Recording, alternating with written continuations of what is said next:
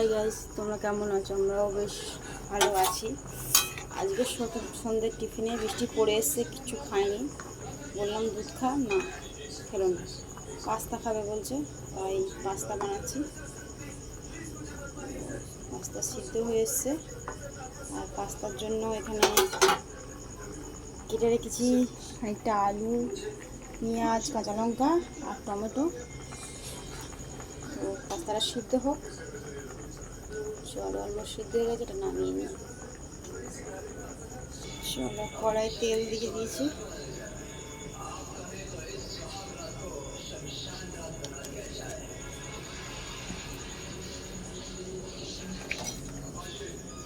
তারপর তেল দিয়ে কড়াই আলু দিয়ে দিয়েছি ভাজতে, আর আলুতে দিয়েছি একটু সামান্য হলুদ,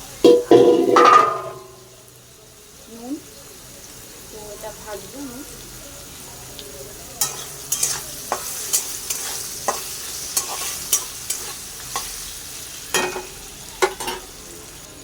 গাছ দিয়ে দিয়েছি পেঁয়াজ, কাঁচা লঙ্কা দিয়ে আর একটু ফ্রাই করে নেবো। দিয়ে দিচ্ছি টমেটো কুচি,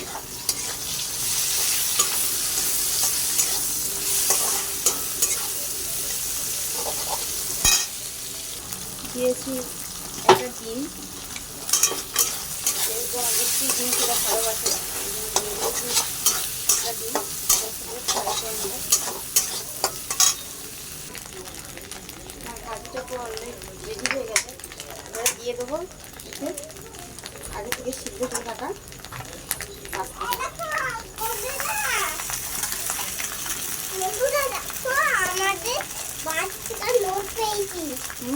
পাগল। দেখুন গাইস, আমাদের পাস্তা প্রায় অলমোস্ট রেডি। এবার ওপর থেকে আমি পাতলা পাস্তা মশলা একটু ছড়িয়ে দেবো।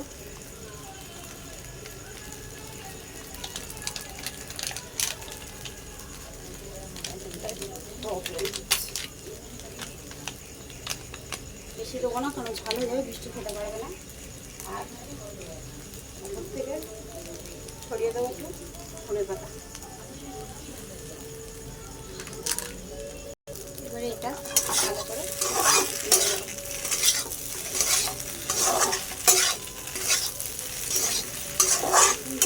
এই সুন্দর কালার হয়েছে মশলাটা।